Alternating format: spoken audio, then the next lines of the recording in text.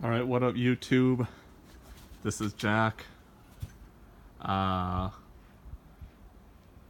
I'm making another video because I'm sitting out here on my porch and I've just been thinking about how many people have been asking me to do a video about my 10-gallon planted aquarium. And every time they ask me, I just say, nope, nope, nope, gotta wait, gotta wait. The wait is over. So here is my 10-gallon planted aquarium. So this is my porch. I'm gonna just head into my living room, and as you can see right there, there it is. 10-gallon planted aquarium. I'm gonna go through everything in a minute. This is just gonna be a video showcasing the aquarium itself. I'm not gonna go into greater detail on specific things in it. I'm just gonna give you an overview of what this tank looks like and what's in it and what's being used. So just to start, this was a 10-gallon tank, Aquarium brand tank kit that I got several years ago. It came with a hood and light, filter, heater, and then the tank. Obviously I've taken a lot of that stuff out and used different things. As you can see, the tank itself is, I think I got all this stuff about 3 years ago, and some of the things I got more recently. So there's the just a glass lid that I got, and it came with the 10-gallon Aquarium filter, or whatever the filter was that comes with 10-gallon tanks that Aquarium supplies. I had that for a while, and if you've seen my videos, you know that I'm not a massive fan of Aquarium. I use their tanks, but that's about it. I try to avoid them otherwise. And I don't really like their hang-on back filters. Granted, I did made some stupid mistakes with that one. I filled it, I added extra media to it, but I didn't use a bag. I just stuck the media in the back of the filter. And it provided great filtration, but the little bits of media, they were just like little porous rocks about that big, got jammed up into the impeller, and that's not good. It started getting kind of loud, and even when I cleaned it and cleaned the impeller, still loud. And so I went with the Tetra Whisper, the much acclaimed. Everybody loves Tetra Whispers, and so do I. They're a great brand, and it is very quiet. But I learned my lesson. My media is now in a bag, so let's look at what's in here. Tetra Whisper. Just this controls the flow rate. You can adjust this. It's literally just restricting how much water is being taken in. And when you pull this whole unit off, this whole pipe, the impeller blade comes out with it. You can replace that really easily. It's separate from the motor, really easy to clean. And then the water travels around here. There's my bag of biomedia. There's one of Tetra's bio bags, they call them. And here's just some mesh, and then the water spills over, and it's a great filter. But this video isn't about my filtration, so there's the Tetra Whisper. The other filtration I've got is that little guy. It's just an air-powered Aquatop brand sponge filter. Absolutely great. I was sold this when I came in, complaining to my local fish store. I was complaining about the water quality and how long it was taking for this tank to cycle. So they sold me that, and I am very thankful for it. It provides a lot of filtration. And it's small and easy to hide. And then next to that, that's just the Aquarium. That's the heater that came with the tank kit originally. Nothing special about it. It keeps my tank at a balmy 79 degrees, 78 degrees. And in addition to the aeration coming from the sponge filter, there's more filtration coming from that blue air stone. I got that before I had the air powered sponge filter. I don't usually have it going. I've got that, both the sponge filter and the air stone, connected to this gangway valve selector thing. And this goes down to my air pump. So usually I have that air stone turned off, but I have it turned on now, and I'll get to the reason why towards the end of the video. But let's see what kind of air pump I have. I think I forgot. Can't really get to it because it's kind of stuffed back there. Tupfin brand. I'm satisfied.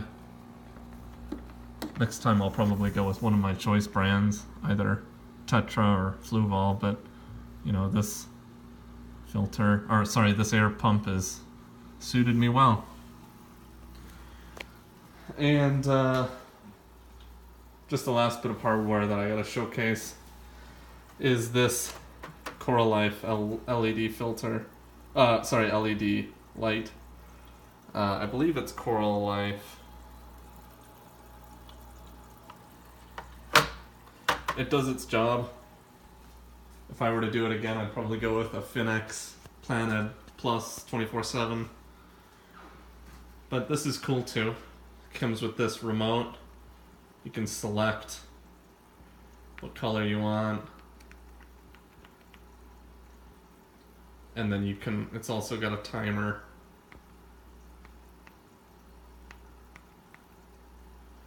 And sunset features, sunrise features. It doesn't really transition between colors all that well. Here, I'll show you.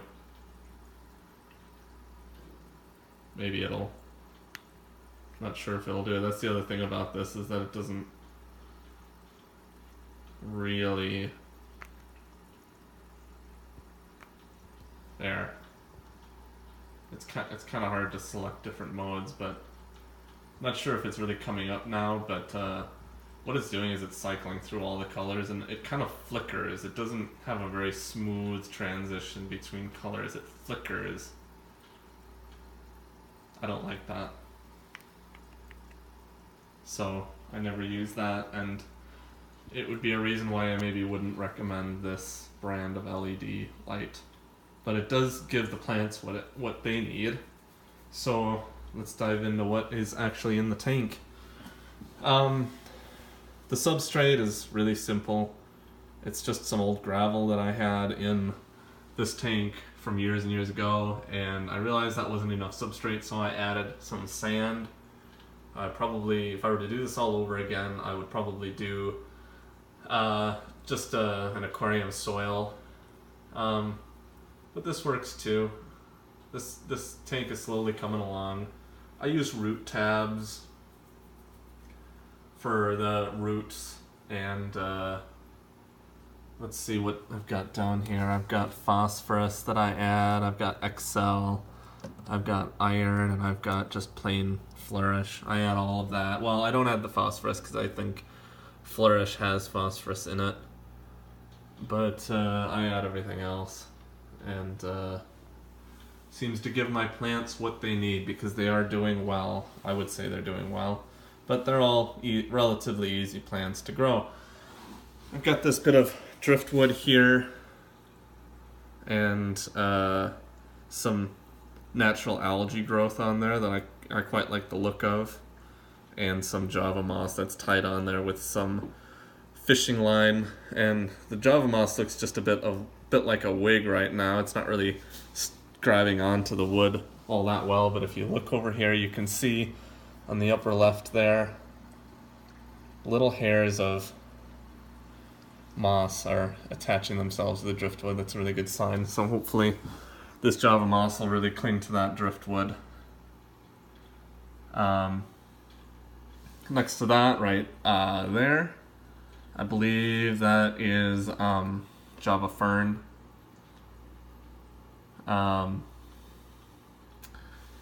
carpeting, or I'm trying to carpet, is I was initially going to go for Dwarf Baby Tears, but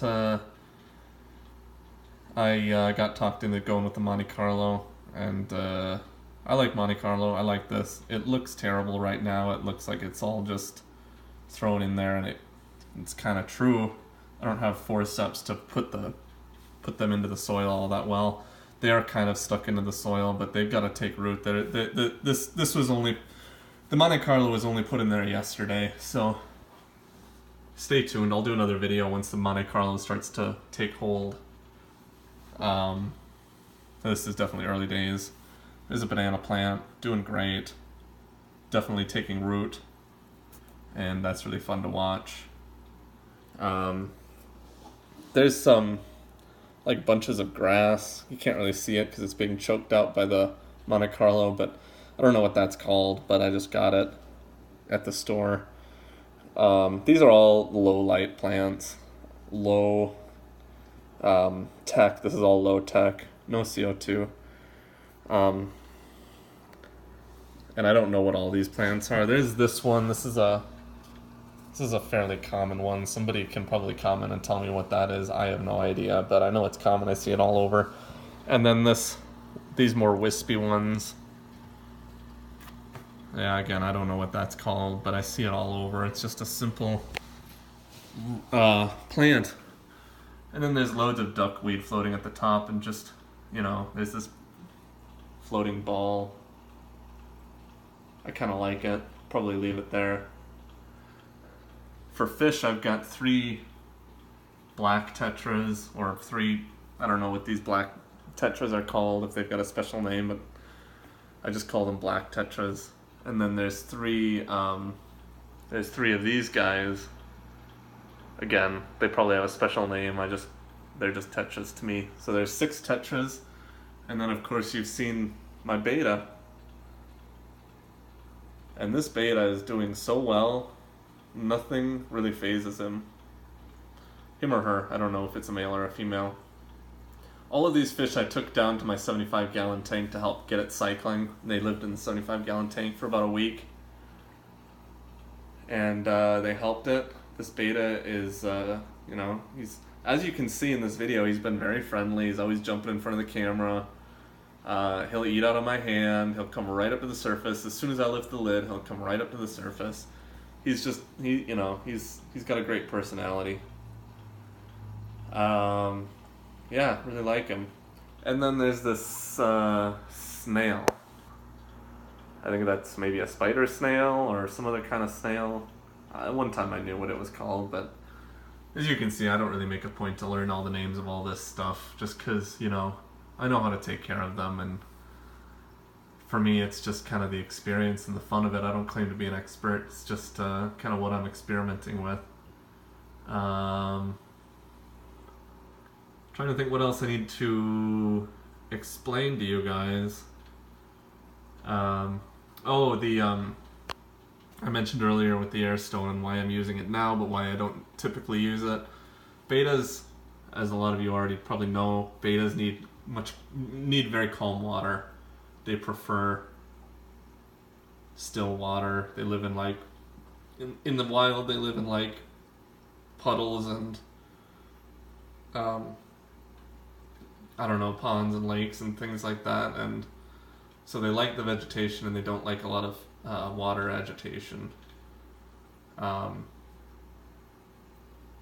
So that's why I don't typically use the air stone, because I don't want too much agitation in the water. But I was getting some algae growth, and some of the plants weren't doing as well as I would like. So about a month ago, one of my solutions that I came to was having more water circulation, movement, and trying to eliminate any dead spots in my aquarium, so that I'm getting all the nutrients circulating and going. It seems to be helping because the plants are really taking off. The beta probably doesn't like that much movement in the water, but he's gonna have to learn to live with it, and he seems to be doing fine. certainly a lot bigger than the cup and a half of water that he lived in before. So he's happy. But yeah, once the plants start taking off a lot more, I'm going to turn that air stone off. As it is, I've got a lot of bubbles going already. But yeah, I'll do another video once the Monte Carlo starts to take root and give you guys another update. Hopefully the banana plants, lily pads will grow and go up there. And yeah, maybe I'll do another video about just about the filtration alone. I'll show you guys how I clean it and how I take care of the Tetra Whisper. So that's all. Thanks for watching. I should talk about what I feed these guys. So I feel bad that betas typically have a bad life, living in cups of water and whatnot. So I like to give my beta lots of bloodworms. Just whatever bloodworms that I found at the store. Just put a little bit on the tip of my finger and then open the lid and put it right in front of the beta, and he knows when I'm going to feed him. He comes right up to the surface. And you know what? I think that I just found, just now as I'm doing this video, a snail right there. An invasive snail. That's not good at all. So that must have come from some of the new plants. I tried to wash them all, but they brought some snails, so that's no good. So that doesn't make me very happy. I'm gonna have to take care of that. Anyways, bloodworms, I love feeding those to my beta, and then I've got pellets and flakes. Those are downstairs. Pretty standard fare. Anyways, thanks for watching. Don't forget to like, comment, and subscribe for more aquarium videos. Thanks. Bye-bye.